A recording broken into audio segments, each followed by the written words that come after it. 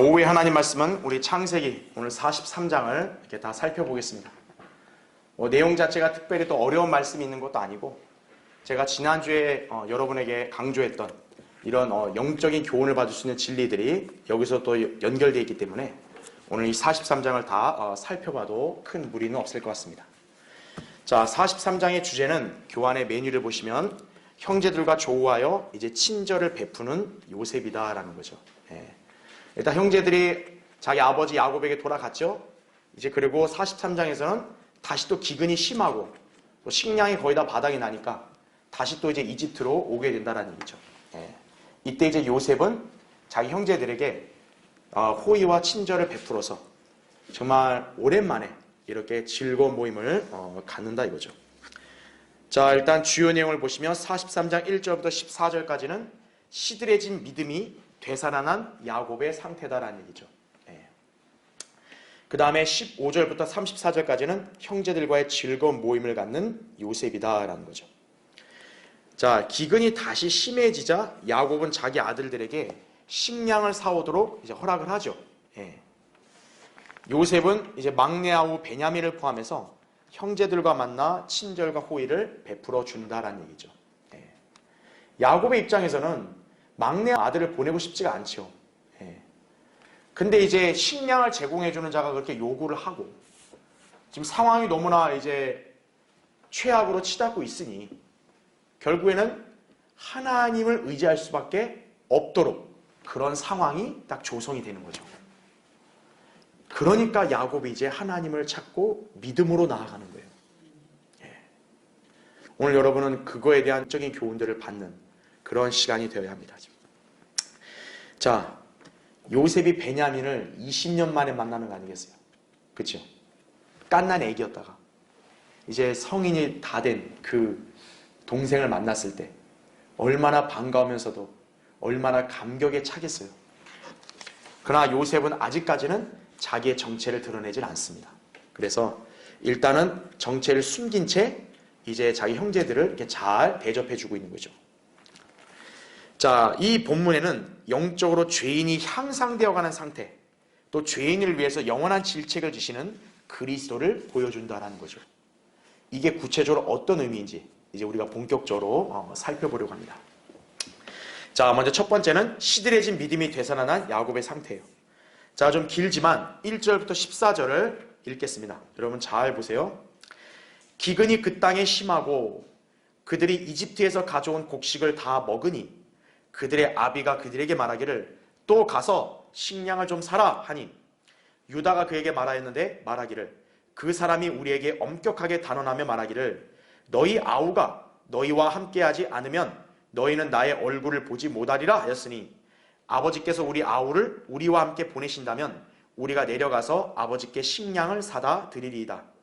그러나 아버지께서 그를 보내시지 않으시면 우리가 내려가지 아니하리니 이는 그 사람이 우리에게 말하기를 너희 아우가 너희와 함께하지 않으면 너희가 내 얼굴을 보지 못하리라 하였음이니이다 하니 이스라엘이 말하기를 너희가 어찌하여 너희에게 아우가 더 있다고 그 사람에게 말하며 나를 그처럼 해롭게 하느냐 하더라.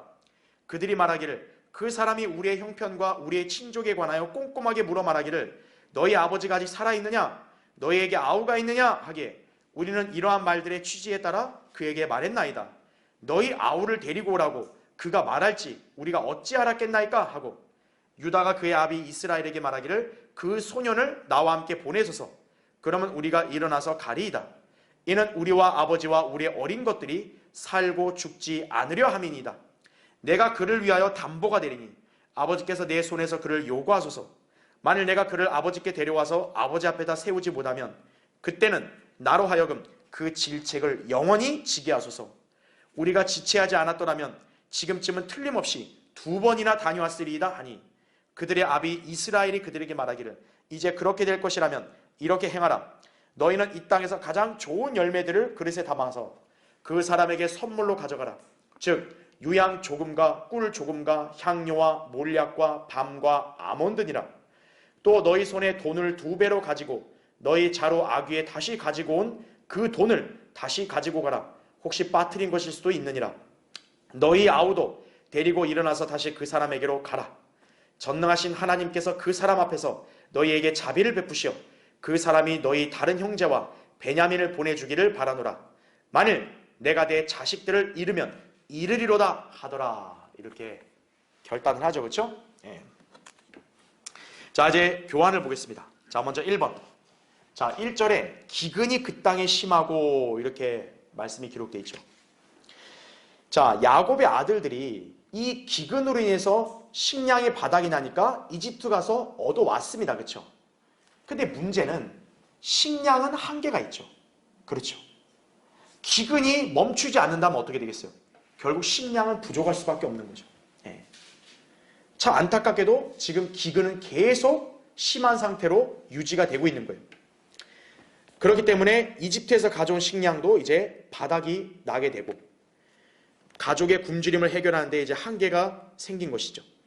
그러자 야곱은 자기 아들들에게 또 가서 식량을 좀 사라 이렇게 지시를 한다 이거죠. 예. 근데 생각해 보세요. 가서 그렇게 식량을 또 사왔다 이거죠. 근데 기근이 계속 있으면은 그 식량 한계가 있죠. 그렇죠? 자, 영적으로 볼 때요. 아무리 물질적인 수단 또 인간적인 방법으로 구원을 얻으려고 해도 그리스도가 없이는 죄인의 영적인 배고픔을 해결할 수 없다는 얘기죠. 죄인이 진정한 영적인 만족과 안식과 영원한 생명을 얻으려면 생명의 빵이신 그리스도를 믿는 것밖에 없죠. 아무리 자기가 뭔가 노력을 하고 어떤 대가를 치른다 해도 한계가 있다 이거죠. 그리스도만이 바로 생명의 빵이시다 이거죠. 요한복음 6장 35절에. 그러니까 그리스도만이 진정한 영적인 배고픔을 해소할 수 있는 거란 얘기죠. 자, 2번 보십시오. 자, 6절에 이제 야곱이 이렇게 말하죠. 너희가 어찌하여 너희에게 아우가 더 있다고 그 사람에게 말하여 나를 그처럼 해롭게 하느냐 이거죠. 이제 식량이 다 떨어져 가니까 야곱이 아들들에게 아무렇지 않은 듯 가서 또 식량 사와. 그랬더니 유다가 얘기하죠. 그 식량을 제공해 준 사람이 막내 아우를 데려오지 않으면 우리를 정탐꾼 취급하고 또 우리를 가둘 수 있습니다. 그러니까 막내 아우를 보내줘야 됩니다. 여러분, 야곱의 지금 마음에는 베냐민을 보내고 싶어요? 안 보내고 싶어요? 안 보내고 싶죠. 그러니까 안 보내면서 식량을 사오겠라 했더니 아우 그렇게 못한다. 야곱이 짜증이 나는 거죠. 왜 쓸데없이 막내 아우 얘기해가지고 나를 이렇게 괴롭게 하냐 니들은 다. 막 이런 식으로 따지는 거죠. 그렇죠? 자, 야곱은 지금 이 사태에 대해서 원인이 뭔가 그렇게 파악만 하려고 애를 쓰지 그것이 근원적인 해결책은 아니죠. 그렇죠. 그러니까 야곱의 이런 지금 반응은 마치 뭐냐면 진정한 답이신 그리스도를 앞에 놓고도 그분을 못 알아보고 자기 나름대로 상황을 타개해 보려고 막 머리를 굴리는 그런 사람들의 유형이기도 한 거예요. 예, 믿음이 없는 사람의 유형이죠. 예. 자, 괄호 1번 보세요. 유다는 야곱에게 식량을 사오려면 베냐민을 데려가야 함을 역설하고 있죠. 아까 3절부터 5절에 읽었죠. 자, 사실 르우벤도요 이전에 야곱에게 분명히 그 점을 언급했습니다. 우리 지난번 42장 볼 때, 그쵸? 그럼에도 불구하고 야곱은 요셉의 요구 조건을 수용할 생각이 없으면서 자기 아들들에게 식량을 좀 사오라고 지시했던 것이다, 그죠? 르우벤이 얘기할 때는 그냥 아예 듣지도 않았잖아요. 그러면 이제 야곱도 일단 알 거라고요. 베냐민을 데려가지 않으면 식량을 살 수 없다는 것을. 그럼에도 불구하고 그거는 딱 숨기고 아무렇지 않게 빨리 사와 이러는 거죠. 불가능한 일이죠, 그렇죠? 예. 자, 괄호 2번 보세요. 야곱은 베냐민을 내주고 싶지 않았지만 지금 상황은 그렇게 할 수밖에 없는 지경에 이르고 있죠. 그러자 야곱이 자기 아들들에게 어찌하여 아우가 더 있다고 그 사람에게 말하여 나를 해롭게 하느냐 이렇게 원망스러운 심정으로 따지고 있는 거죠. 자, 괄호 3번 보세요. 이에 유다는 차분하게 당시의 상황을 자기 아버지에게 설명을 하죠. 자, 사실 유다의 말처럼요 이집트의 치리자 요셉이죠, 그렇죠? 그가 베냐민을 요구할 줄은 전혀 예상하지 못한 일이죠, 그렇죠? 예. 왕 앞에서 함부로 거짓말할 수는 없잖아요, 그렇죠? 그렇게 볼 때 지금 이 야곱의 항변은 마치 현 시점의 사태 파악만 했을 뿐 작금의 문제를 해결할 방도가 되지는 못한다는 얘기죠. 아우 얘기했다 이거예요. 왜 했냐 이거예요. 우리 지금 배고파 죽을 지경이다. 식량 사오라. 이거 갖고는 해결이 안 된다는 얘기죠. 그렇죠. 자, 괄호 4번 보세요. 제가 밑줄을 쳐놨죠. 영적인 관점으로 보면 죄인은 항상 불가능한 문제에 관해서 정확한 사태 파악만 할 뿐 진정한 해결 방도를 모색하지 못한다 이거죠. 즉 죄인은 불가능한 문제에 대해서 따지려만 할 뿐이다라는 거죠. 그렇죠? 자, 죄인에게서 진정한 해결책은 무엇입니까? 식량을 제공할 수 있는 분의 지시를 따르는 거죠. 지금 야곱이 왜 막내 아들 때문에 나를 괴롭게 하느냐고 따지기보다는 식량을 얻을 수 있는 방법은 한 가지예요. 그 식량을 주는 치리자의 말을 그냥 따르면 되는 거죠. 그렇죠? 근데 그걸 앞에 놓고 뒀던 거예요. 자기 나름대로 그냥 현상을 분석하고 상황을 타개해 보려고 하는 거예요. 그럼 아무 의미가 없는 거죠. 그렇죠. 예. 자, 동그라미 1번 보십시오.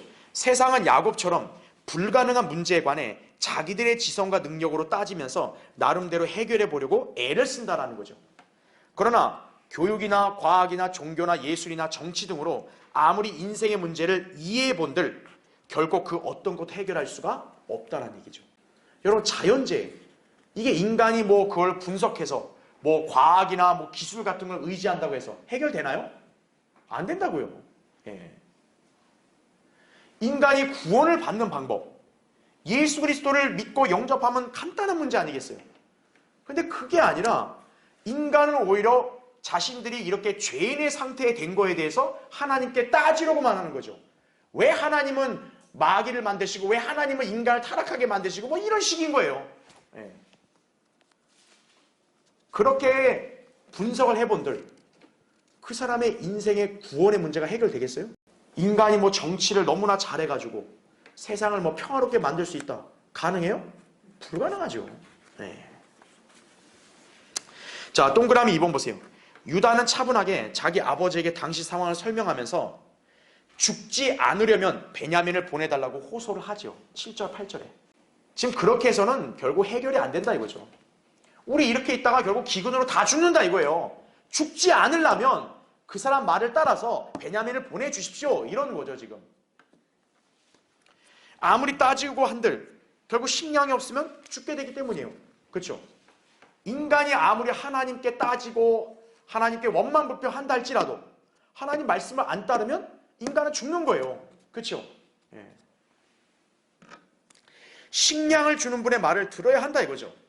이처럼 죄인도 아무리 발버둥을 치면서 자기 문제를 해결해 보려고 해도 결국에는 구주요 생명의 빵이신 예수 그리스도께 나와서 그분을 믿을 수밖에 없는 것이다라는 얘기죠. 예. 자, 밑에 동그라미 3번. 사실 인간이 고안해낸 것들은 사태를 정확히 파악하지도 못하고 오히려 외면할 뿐이에요. 예. 인간은 나름대로 똑똑한 줄 알잖아요. 지금 이 상황에 대해서 앞으로 일어날 일들에 대해서 자기들이 무슨 지식과 이성과 교육과 과학을 동원해서 뭘 현상을 분석해 놓으면 되게 똑똑한 줄 알잖아요. 천만의 말씀이죠. 오히려 그들은 이제 앞으로 되어질 일들에 대해서 애써 외면하는 거죠. 바로 뭡니까? 세상은 좋아지는 게 아니라 멸망에 간다는 얘기죠. 네. 상식만 있으면 아는 건데 어떤 거예요? 그거를 외면하려고 하는 거죠. 아니 그런 게 아니야. 이렇게 하면 되는 거잖아. 이런 식인 거죠. 네. 성경의 진리를 배제하고는 결코 인생과 세상의 본질을 이해하지 못하기 때문에 그런 거예요. 그러니까 이들이 왜 이렇게 어리석게 구느냐? 성경을 배제하니까 그런 거예요. 믿지 않으니까. 하나님 말씀은 뭡니까? 베드로후서 3장 10절부터 13절이나 요한일서 2장 17절, 고린도서 7장 31절에 따르면 세상은 결국 사라진다라는 거예요. 그렇죠? 그래서 거기 밑줄을 쳐놨죠. 예수 그리스도와 성경을 믿는 것이 유일한 해결 방도다라는 얘기죠. 예. 자, 다음 페이지죠. 죄인은 반드시 거듭나야 하고 세상은 예수 그리스도가 다시 오실 때에야 모든 문제들이 해결되는 것이다라는 거죠. 예. 진정으로 자신의 영적인 배고픔이 해소되고 자기가 죽음의 권세로부터 해방되어 영원한 생명을 얻기 원한다면 예수 그리스도를 믿어 거듭나야죠. 하나님께서 제시하신 구원 방법을 받아들여야죠. 진정으로 이 세상에 유토피아가 이루어지기를 원한다면 화평의 왕이신 예수 그리스도가 오심을 고대해야죠. 예. 그게 유일한 해결 방도란 얘기죠. 야곱처럼 왜 이런 사태가 일어나냐고 그렇게 파악만 한다고 해서 되는 게 아니라는 거죠. 치리자의 말을 들어야죠. 그렇죠? 자, 3번을 보십시오. 자, 이 구절을 통해서 우리는 유다가 형제들 중에서 탁월한 자라는 걸 알 수 있는 거예요. 자, 보세요. 내가 그를 위하여 담보가 되리니 아버지께서 내 손에서 그를 요구하소서. 만일 내가 그를 아버지께 데려와서 아버지 앞에다 세우지 못하면 그때는 나로 하여금 그 질책을 영원히 지게 하소서, 이거죠. 자, 르우벤도 분명히 아버지인 야곱을 설득하려고 했어요. 근데 르우벤과 유다의 차이점이 뭡니까? 르우벤은 자기 두 아들을 내세웠죠. 그렇죠? 아들을 데리고 계십시오. 하지만 유다는 나 자체가 당신에게 담보가 되겠다고. 만약 잘못되면 내가 그 질책을 영원히 지겠습니다. 자기가 몸소 앞으로 나서는 거죠. 이게 바로 유다의 탁월함이에요. 자, 유다의 이러한 고백은 바로 죄인들을 위해서 영원한 질책을 지시는 예수 그리스도를 예표하는 것이에요. 그래서 예수 그리스도가 어느 지파에서 나옵니까? 바로 유다 지파에서 나오는 거예요. 바로 어떻게 보면 유다의 이 성향이 예수 그리스도의 모습과 닮은 거죠. 그렇죠? 그 어떤 일에 있어서 자기가 담보가 되겠다. 자기가 질책을 지겠다. 그러나 중요한 것은 유다의 이 말은 베냐민 문제에 관해서 한정되는 거지 사실 인간이 영원한 질책을 질 수 있는 자격은 안 되죠. 오직 영원한 질책은 누구만 질 수 있어요? 예수 그리스도만 질 수 있는 거죠. 자, 괄호 1번 보십시오. 그래서 이것은 제가 아까 여러분에게 설명드린 거예요. 야곱은 르우벤이 못 믿어온 거죠. 신뢰를 못하는 거고 이제 유다는 그래도 어느 정도 신뢰한 모양이다 이거죠. 그러니까 결국 이 유다의 설득에 야곱은 이집트로 가는 걸 허락하고 베냐민을 내준 거잖아요. 그렇죠? 자, 괄호 2번 보십시오. 여기서 유다의 희생적인 자세를 엿볼 수 있다 이거죠. 하지만 자, 거기 밑줄을 쳐놨죠.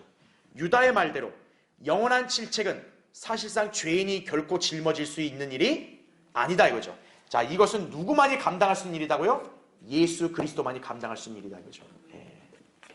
자, 동그라미 1번 보십시오. 이스라엘이 왕으로 오신 주님을 십자가에 못 박았죠. 그렇죠? 그때 이스라엘이 뭐라고 얘기했습니까? 예수님의 그 무죄한 분의 피에 대한 대가에 대해서 그의 피를 우리와 우리 자손에게 돌리라 이거죠. 근데 그들이 감히 무죄한 분의 피를 흘린 거에 대한 대가를 감당할 수 있을까요? 못해요. 자, 그들이 이 고백을 한 이후로 그들은 엄청난 질책을 겪어야 했죠. 그렇죠? 로마 제국이 침공해서 예루살렘 완전히 멸망했고 그들은 전 세계로 뿔뿔이 흩어졌고 무려 1850년 이상 그들은 나라를 잃고 여러 나라들에 전전하면서 거기서 멸시받고 박해받았죠. 자, 그걸로 끝일까요? 앞으로는 뭐가 있습니까? 전무후무한 대환란이 있는 거죠. 그런데도 그들이 감당해야 할 질책은 영원하지 않다는 거죠. 그렇죠? 그래서 영원한 질책을 감당한다는 말은 함부로 하는 게 아니에요. 인간 자체가 영원할 수 없기 때문에요. 그렇죠? 자, 동그라미 2번. 영원한 질책은 오직 죄인들을 대신하여 십자가에 못 박혀 죽으신 하나님의 아들 곧 주 예수 그리스도만이 지실 수 있다는 얘기죠. 다만 죄인은 유다처럼 영원히 질책을 짊어질 자세가 필요하다는 거죠. 쉽게 이걸 설명한다면 뭐냐면 자기의 죄의 문제에 관해서 회피하고 변명하고 이런 사람은 구원을 받을 수 없는 거죠. 그렇죠? 일단 죄인이라는 사실을 알았다면 그 죄에 대한 대가는 내가 치를 수밖에 없다는 자세가 있어야 되는 거죠. 그래야 어떤 거예요? 자기의 죄에 대한 대가를 짊어질 수 있는 구주가 필요한 걸 알고 믿게 되는 거죠. 그래서 거기 나온 대로 죄인은 자신을 대신하여 그리스도께서 영원한 질책을 감당하셨음을 알고 그분을 믿으면 된다는 얘기죠.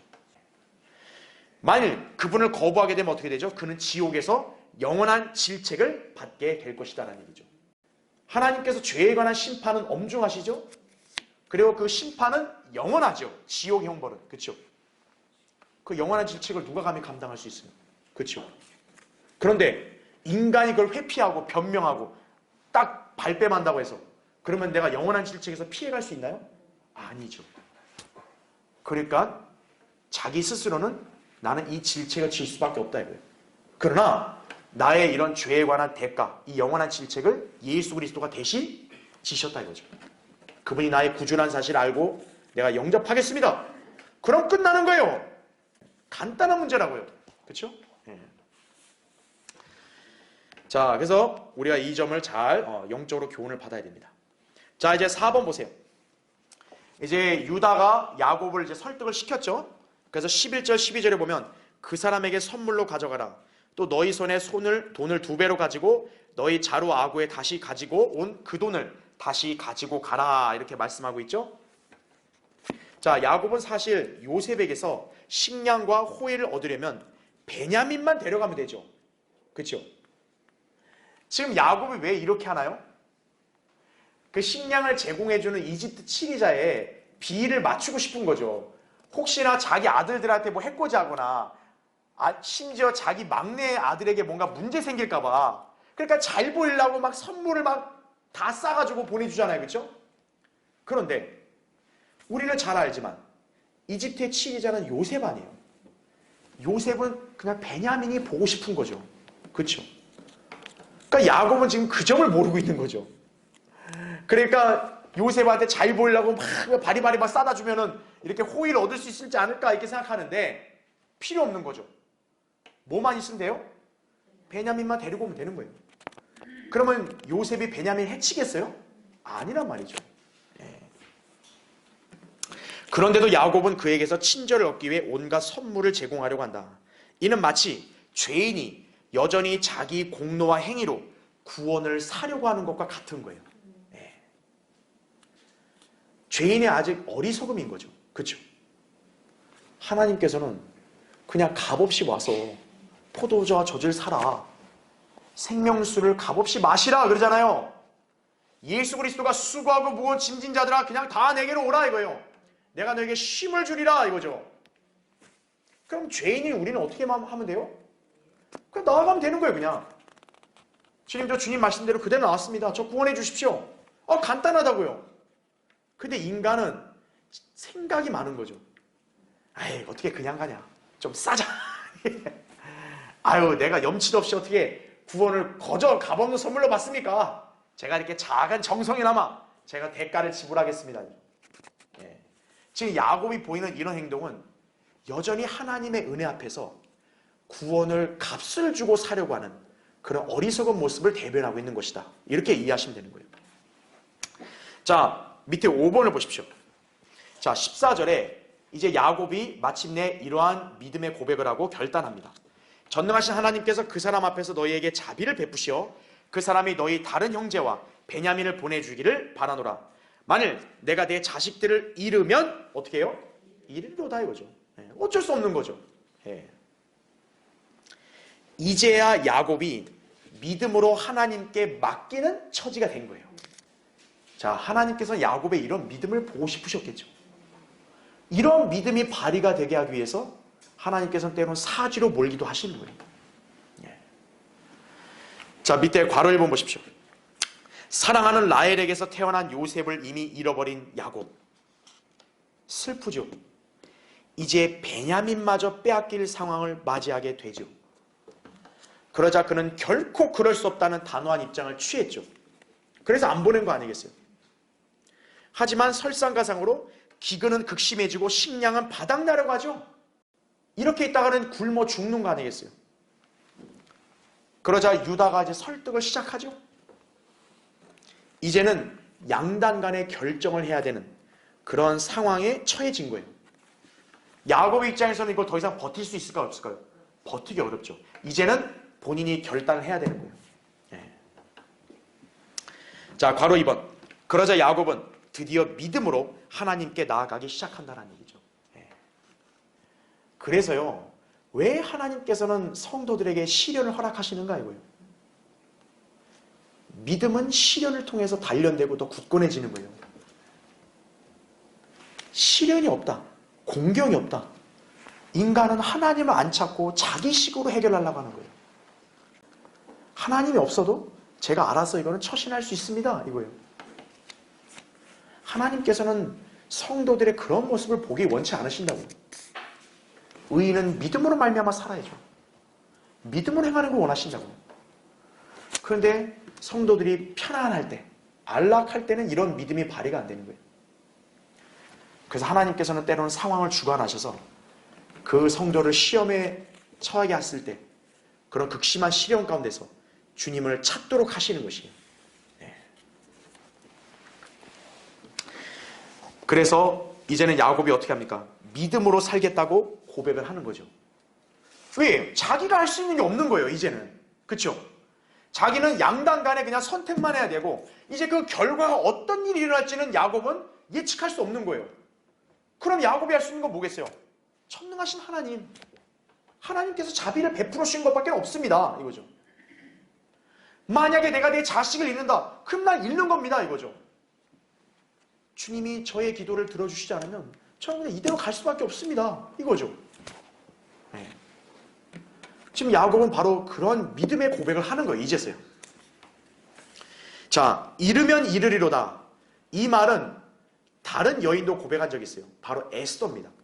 에스더 4장 16절에도 에스더도 뭔가 극단의 상황에 처한 거예요. 모르드게가 요구하잖아요. 우리 백성 살려야 된다. 근데 에스더 입장에서는 자기가 멋대로 왕의 그런 면전에 나아갔다가는 자칫하면 죽을 수도 있다 이거죠. 근데 네가 그렇게 안 하면 우리 동족 다 멸절된다 이거죠. 그리고 너도 여기서 영원히 편안하게 있을 수 없다 이거죠. 결단하라 이거예요. 모르드게가 에스더에게 바로 그것을 종용한 거예요. 그랬더니 에스더가 어떻게 한 거예요? 내가 왕에게 나가리로다. 죽으면 죽으리로다. 그렇죠? 믿음의 고백이에요. 욥기 1장 21절도 욥이 하루아침에 자식들 다 잃고 재산 다 잃었을 때 주신 분도 주시오 빼앗아 가신 분도 주시니 내가 주의 이름을 송축하나이다 이거죠. 그게 바로 믿음이라고. 그렇죠? 자, 그래서 밑줄 친 거 보세요. 자, 야곱에게 처해진 이 모든 상황 바로 하나님께서 다루신 것이다 이거죠. 예. 하나님께서는 야곱이 더 이상 버틸 수 없도록 상황을 인도하셨고 야곱이 모든 것을 하나님께 온전히 맡길 수밖에 없는 그런 처지에 놓이도록 하신 것이다라는 얘기죠. 예. 자, 괄호 3번 보세요. 그럼 왜 그랬을까요? 하나님께서는 야곱에게 복을 주실 상황을 만드시기 위해서 의도적으로 그를 굶어 죽게 되는 상황까지 몰아가신 것이에요. 다시 말하면 성도에게 왜 시련을 줘요? 그 시련을 잘 통과함으로써 주님께서 더 큰 복을 주시기를 원하시기 때문에 잠깐 동안의 고난을 허락하시는 거예요. 네. 자, 계속 보시면 야곱이 비로소 하나님을 신뢰하죠. 만약에 기근이 없었다면 야곱이 전능하신 하나님을 찾았겠어요? 안 찾죠. 왜? 자기 재산도 많고 먹고 사는데 지장 없고 또 아들들이 많으니까 아들들이 알아서 일해서 같이 벌어오면 되고 뭐가 문제겠어요? 극심한 기근으로 고통에 처하고 이제는 거의 극단의 상황까지 가니까 이제 하나님을 찾기 시작하는 거죠. 전능하신 하나님. 자기는 무능하니까 전능하신 하나님. 네. 여러분은 전능하신 하나님을 언제 얼마나 불러보셨어요? 네. 여러분의 생애 가운데 전능하신 하나님을 자주 찾고 부르는 것은 중요하다 이거예요.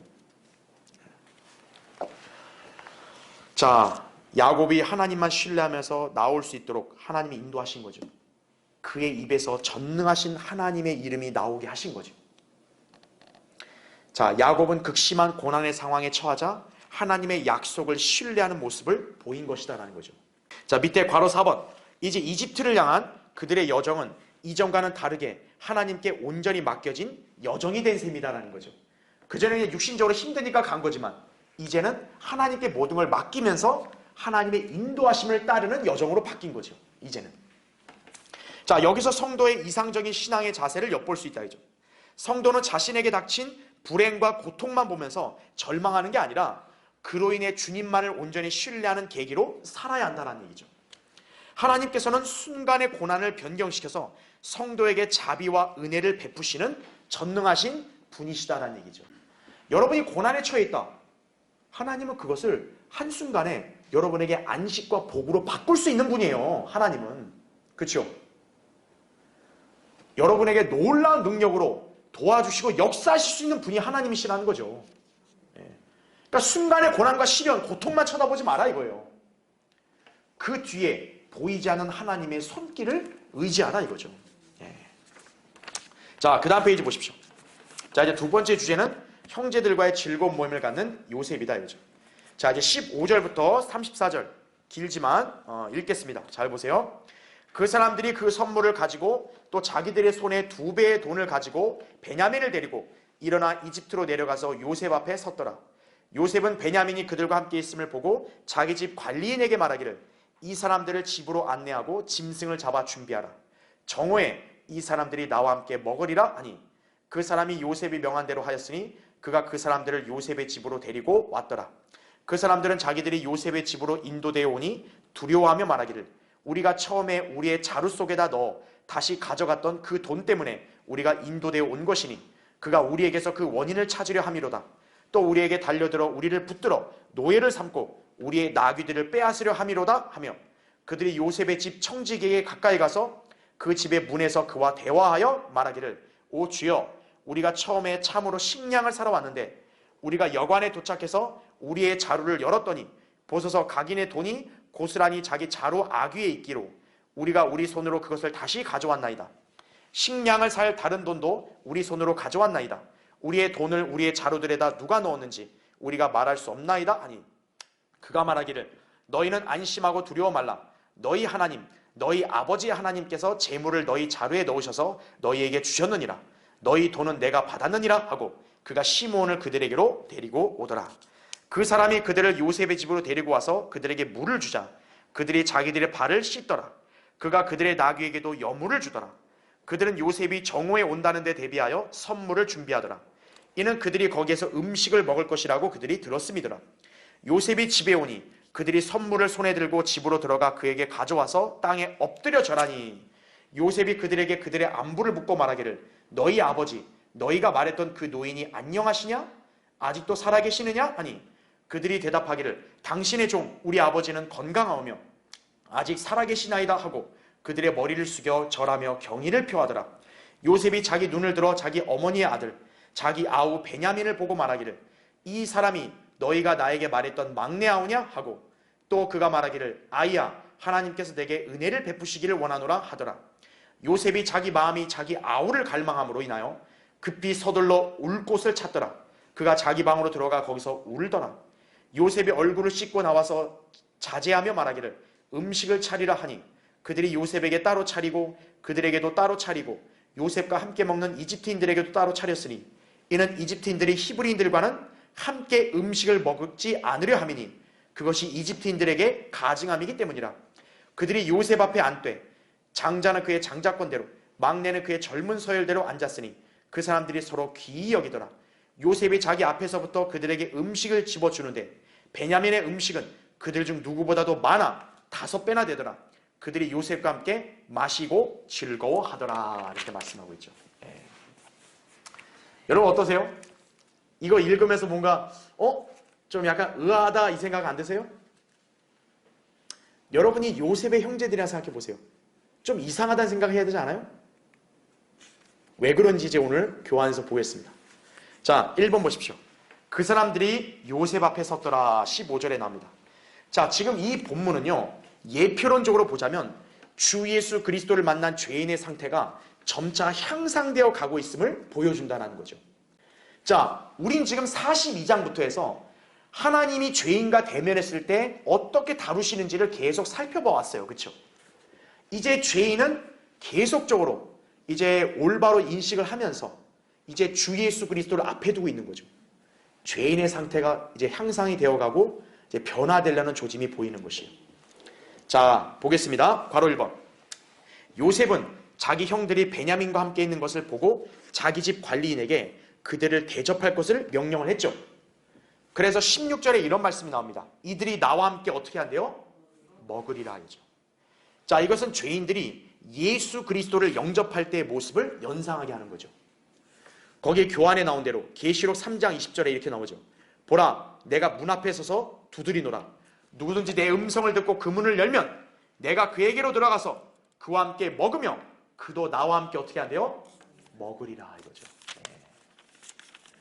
그러니까 지금 야곱의 아들들은 식량을 돈 주고 살려고 돈을 갖고 왔지만 오히려 치리자인 요셉은 어때요? 그들에게 아무 대가도 안 받고 그냥 영접해서 와서 먹으라 이거죠. 예수 그리스도는 죄인들을 이렇게 초청하시는 거예요. 죄인들이 주님 앞에 알량하게 자기 의나 뭐 도덕적인 어떤 그런 행실이나 이런 걸 내세울 게 아니라, 대가를 내세울 게 아니라 오히려 주님이 먼저 초청하시는 거예요. 와서 먹고 마시라요. 나와 함께 먹고 마시자. 그렇죠? 그게 영접이죠. 예, 들어가겠습니다. 그럼 영접한 거예요. 그렇죠? 예. 이 구절을 여러분이 잘 이렇게 연결해서 보시면 되겠죠. 자, 바로 2번. 하지만 요셉의 형들은 요셉의 집으로 인도되자 마치 재산을 빼앗은 일 때문에 자신들을 노예로 삼는 줄 알고 두려워하죠. 지금 요셉은 친절을 베풀라는데 오히려 이들은 그런 친절이 두려운 거죠. 설마 우리가 가진 돈 이것 때문에 우리를 해코지 하려는 거 아닐까? 두려워하는 거죠. 예. 자, 하나님의 은혜, 예수 그리스도의 초청, 양심이 올바르지 않은 죄인들은 어때요? 오히려 그걸 두려워하는 거예요. 아, 뭐가 있는 거 아니야? 아, 뭐 내가 또 잘못된 거 아니야? 이런 식으로 생각한다, 오해한다 이거죠. 예.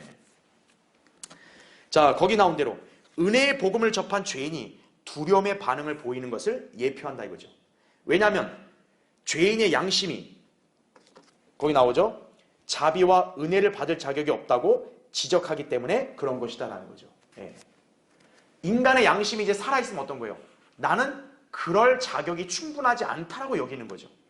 그러니까 하나님 앞에서도 하나님 저는 죄인입니다. 이렇게 탄식이 절로 나올 수밖에 없는 거죠.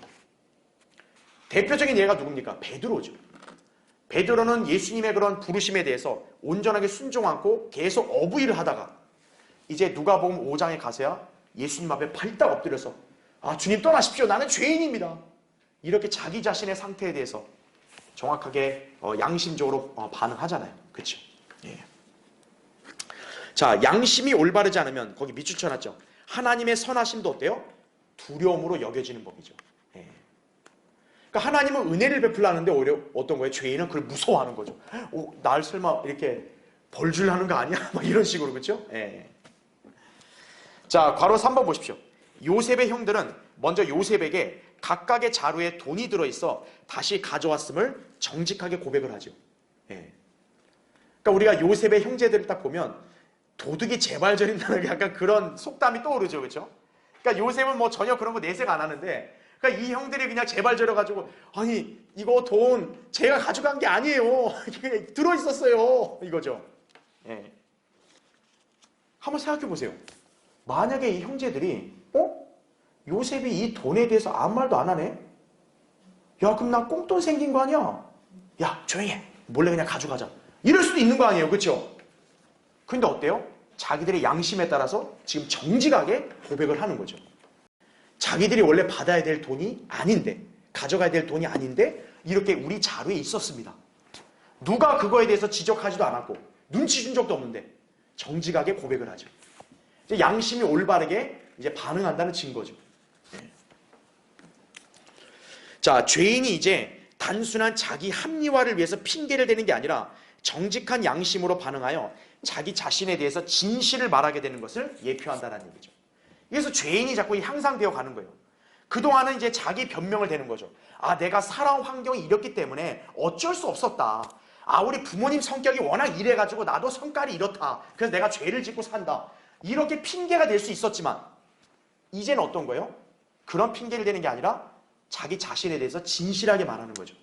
예, 저는 부족하고 저는 죄인입니다. 이제 이렇게 얘기하는 거죠. 예. 자, 괄호 4번 보세요. 요셉의 형들에게 물이 주어지자 자기들의 발을 씻었고 그들의 나귀에게도 여물이 주어졌죠. 24절에 나온 대로. 그렇죠? 그들이 정직하게 진실을 고백한 이후 이러한 호의가 주어졌죠. 그렇죠? 그래서 여러분 이 기록된 배열을 잘 보셔야 돼요. 지금 야곱의 아들들이 요셉 앞에서 뭔가 숨기거나 가로채거나 모른 채 한 게 아니라 양심에 따라 정직하게 반응을 하고 나서 그들에게 쉴 수 있는 쉴 자리, 그 다음에 마실 물, 씻을 물 제공이 됐죠. 그렇죠? 어떻게 보면 요셉의 친절과 호의죠. 그렇죠? 예. 자, 이처럼 죄인은 주님 앞에서 정직하게 행하게 되면요, 그에 대한 보상을 받게 된다는 점을 알려주는 것이에요. 예. 그러니까 구원을 받진 않았어도 하나님 앞에서 최소한 양심에 따라 정직하게 시인하고 고백하는 사람은 그래도 하나님께서 그 사람에게 보상해 주신다는 얘기죠. 예. 자, 괄호 5번 보세요. 다만 그들은 여전히 요셉을 알지 못하고 있죠. 자, 이처럼 지금 보상받는 상황은 여전히 죄인이 구원받기 이전의 상태임을 감안해야 한다는 얘기죠. 예. 그러나 지금 그들은 요셉에게 어떻게 하고 있어요? 경의를 표하고 있죠. 26절에. 요셉이 누군지 알고 경의를 표해요? 아니잖아요. 자, 마찬가지로 신약에서도요, 구원받지 않았어도 하나님을 두려워하고 경배하는 사람이 있을 수 있습니다. 그렇죠? 바로 대표적으로 누굽니까? 코넬료죠. 사도행전 10장의 코넬료는 바로 이방인인데 그는 하나님을 두려워하고 또 유대인들을 잘 대해주고, 그렇죠? 그렇게 함으로써 어때요? 하나님께 경배했던 사람입니다. 하지만 그는 그때까지는 구원받았어요? 구원받지 못했어요? 구원받지 못했죠. 복음을 몰랐으니까. 그래서 하나님께서는 베드로를 통해서 그에게 복음을 전하게 하신 거잖아요. 그러니까 이처럼 예수 그리스도를 제대로 알지 못했다 할지라도 양심에 따라 하나님 앞에 정직하게 반응을 하면 하나님께서는 일단은 그 죄인을 받아주시면서 보상해 주시는 거예요. 자, 괄호 6번. 그러나 요셉의 형제들이 은총을 받은 이후에 이제 요셉을 알아보죠. 나중에 기쁨과 감격의 재회를 하듯이요, 죄인에게 자비와 은총이 계속 이어져서 결국 예배와 신앙의 형식이 영과 진리로 바뀌게 된다는 얘기죠. 즉 죄인이 예수님을 이제 올바로 알아보게 되고 구원받는다라는 것이죠. 예. 그러니까 죄인이 이렇게 이제 변화가 되는 것이에요. 자, 물론 여기서 죄인이 예수 그리스도를 영접하기를 멈추면 당연히 멸망할 수 있다 이거죠. 자신에게 구주가 계시되었을 때 영접해야 되는 거죠. 그렇죠? 자, 우리가 세상 죄인들을 생각해 보세요. 양심이 올바른 사람들이 간혹 있어요. 근데 그들이 예수 그리스도를 몰라볼 수는 있죠. 그러나 하나님께서는 그들에게 자비를 베푸시죠. 그래서 어떻게 합니까? 그들에게 결국 복음을 알게 하시고 또 예수 그리스도를 믿어야 됨을 알려주시는 거죠. 그럼 그때 죄인이 어떻게 해야 되겠어요? 예수 그리스도를 믿어야 이제 비로소 구원을 받게 되는 거죠. 거기서 멈춰버린다면 아무 소용이 없게 되는 것이겠죠. 그렇죠? 예. 자, 괄호 7번. 죄인이 그리스도를 자신의 구주로 신뢰하며 믿을 때 비로소 안식을 얻죠. 그리고 다가올 세상의 능력을 맛보게 되는 거죠. 히브리서 6장 5절에 나온 말씀대로, 그렇죠? 그리고 기쁨으로 말씀을 받게 된다는 거죠. 우리가 씨 뿌린 자의 비유 보면 말씀의 열매를 맺잖아요. 그렇죠? 그게 왜 그래요? 말씀을 기쁨으로 받아들이니까. 그렇죠? 비로소 열매를 맺게 되는 것이죠. 예. 이제 예수 그리스도를 영접하면 이제 하나님 말씀을 듣고 이제 믿음이 자라고 열매가 맺혀지게 되는 것이겠죠. 그렇죠? 예. 자, 그래서 우리는 이 창세기 43장부터 해가지고 45장까지 영적으로 이제 죄인이 점차 이게 변화되면서 이제 구원에 이르게 되는 이 과정을 우리가 살펴볼 수 있는 것이에요. 자, 이제 밑에 2번을 보세요. 자, 26절에 요셉이 집에 오니 그들이 선물을 손에 들고 집으로 들어가 그에게 가져와서 땅에 엎드려 절하니, 이렇게 나옵니다. 자, 여러분 26절의 구절을 보면 생각나는 거 없어요? 요셉이 꿈을 꿨던 게 지금 성취가 된 거죠. 거기 37장 7절 제가 교환에다 표시했죠. 보소서 내 단이 일어서서 똑바로 서더니 보소서 형들의 단들이 둘러서서 내 단에 경의를 표하더이다, 이거죠. 그 당시 형들이 이거에 대해서 발끈했죠. 요셉을 미워하고 말 같지 않은 소리 하고 있네. 근데 어떻게 된 거예요? 20년이 지난 지금 이게 그대로 성취가 됐죠. 아, 이거는 하나님께서 요셉에게 계시하신 예언이었구나, 알 수 있는 거죠. 그렇죠? 네. 자, 밑에 3번 보세요. 자, 이제 흥미로운 대목이 나와요. 27절에 요셉이 그들에게 그들의 안부를 묻고 말하기를 너희 아버지 너희가 말했던 그 노인이 안녕하시냐? 아직도 살아계시느냐? 여러분이 요셉의 형제들이라 생각해 보세요. 이 질문 들었을 때 뭔가 의아하지 않으세요? 왜 의아할까요? 자, 요셉의 입장, 지금 이집트의 치리자의 입장에서는 히브리인들의 가족은 그냥 아무것도 아닌 사람들이에요. 그렇죠?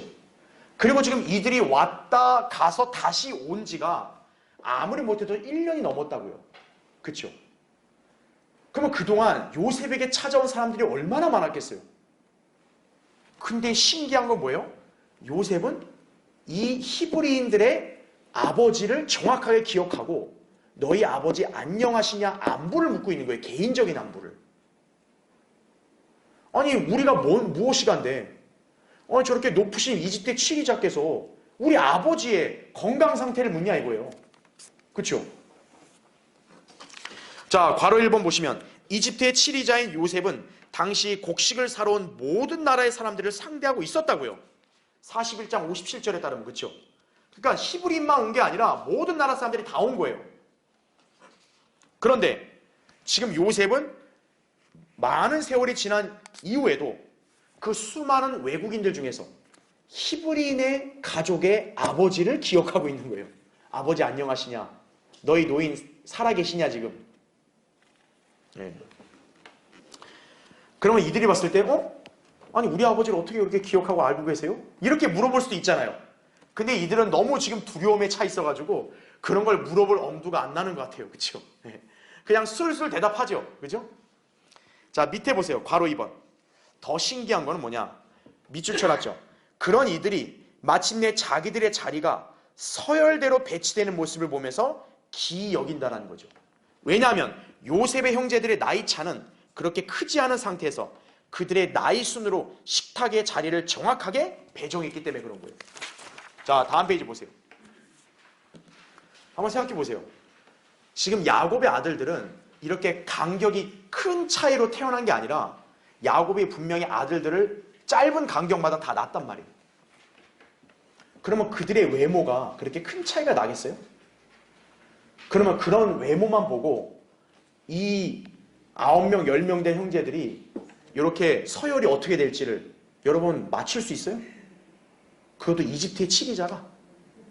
근데 놀랍게도 이들과 식사를 할 때 식탁의 자리에 장자인 루벤부터 해가지고 나이 순으로 딱 자리 배치를 해놓은 거예요.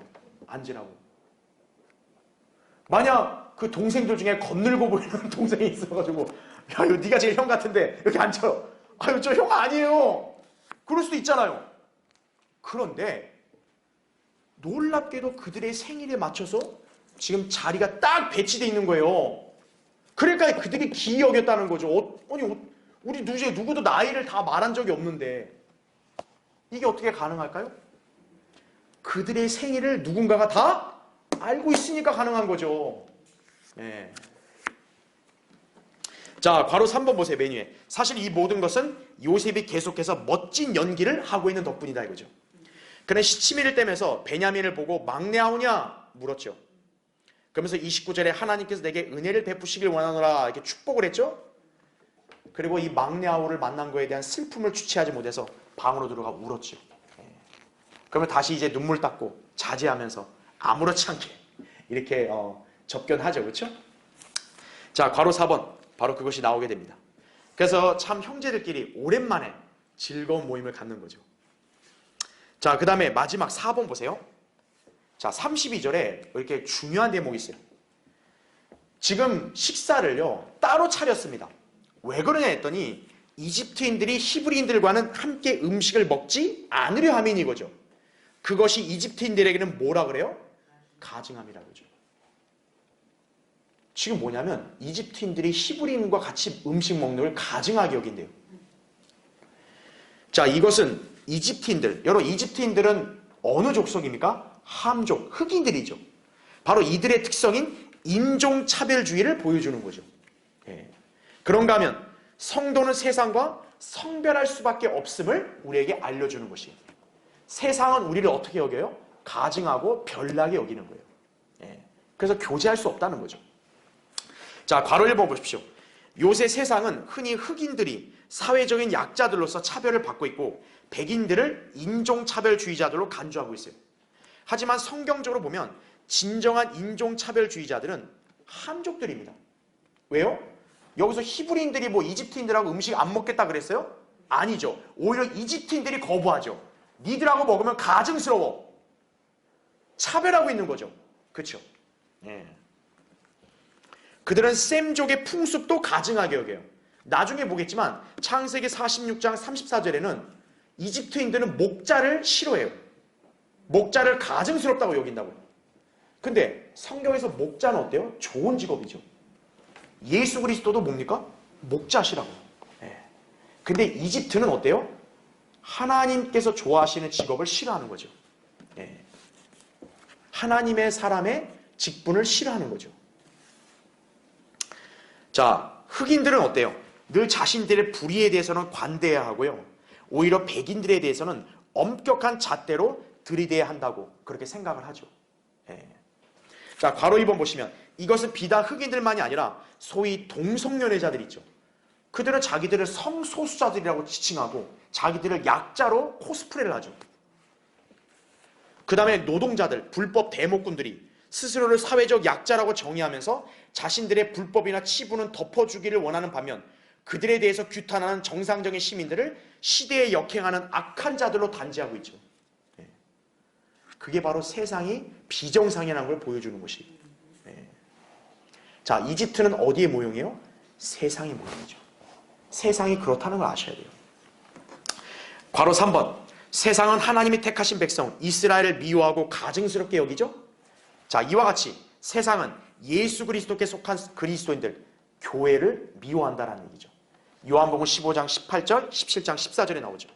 자, 세상은 그리스도인들의 거룩한 삶, 진리를 따르는 신앙, 복음 전도 사역 이걸 어떻게 봅니까?